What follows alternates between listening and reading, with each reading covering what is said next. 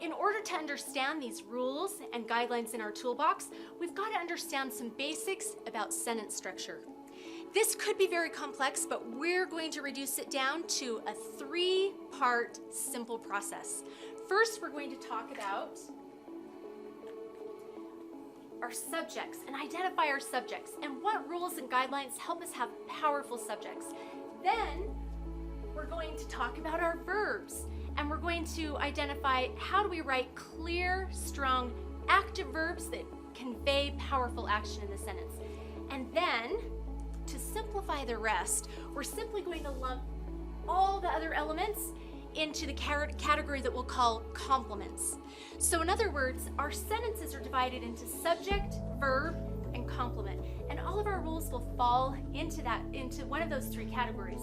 Now, when you're looking at a sentence, let me put up a basic sentence and teach you how we first approach identifying the subject, the verb, and the complement.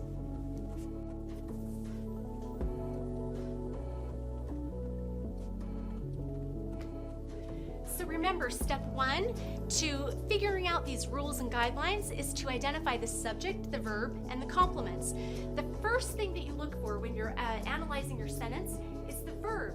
You want to look for that first, and you're going to underline it twice. Now, if you'll do this in your editing, in your writing, in whatever you're analyzing within your sentence, if you'll underline as you go, and we're going to have you circle, we're going to have you draw arrows, really at this minute level, it's going to help you be able to better understand all of these rules and guidelines. So we're going to underline twice the verb. And then you ask yourself, okay, what's happening? Well, something's getting bought. The next question to identify the subject is who's doing this thing that's happening? So in other words, who's doing the buying? Well, clearly it's John. I'm going to underline my subject once. So John is my subject, bought is the verb, and to simplify, we're simply going to say that everything else is complementary. Everything else is the complement. Now let me point something out. I might have two main subjects, or I might have two main verbs in the sentence. Again, first step, identify your main subject and identify your main verb. So let me add in a compound main subject.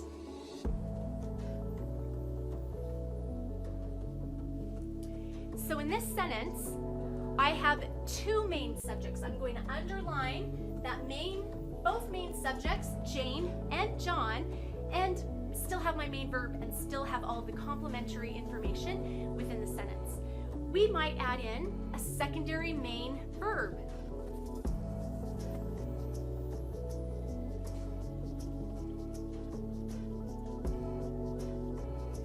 So now the sentence, I've underlined both of my main subjects and both of my main verbs, and I'll put the squiggly line under all of the complementary information in the sentence.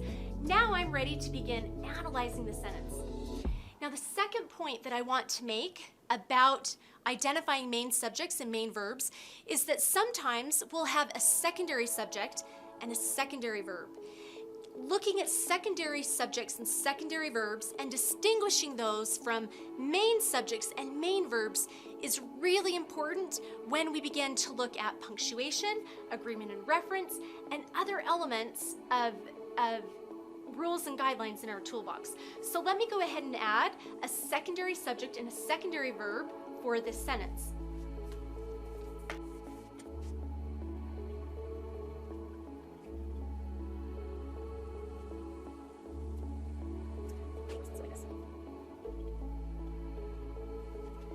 Now, my main subjects, my main verbs, so my main subjects, Jane and John, and my main verbs, bought, delivered, didn't change.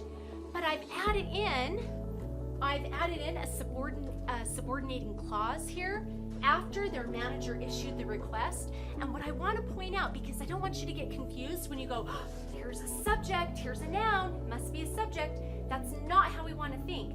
Because this subject is in a subordinating clause, it's not a standalone sentence, this is a secondary subject and a secondary verb. That's why I dot underlined the secondary subject once and the secondary verb twice. Now, being able to look at a sentence and underline and identify the main subject and the main verb and any secondary subjects and secondary verbs puts us in a perfect position to start using our tools in our toolbox and to start using punctuation and using all of the agreement and reference and other rules that we're going to give you in a way that will help you clarify your writing.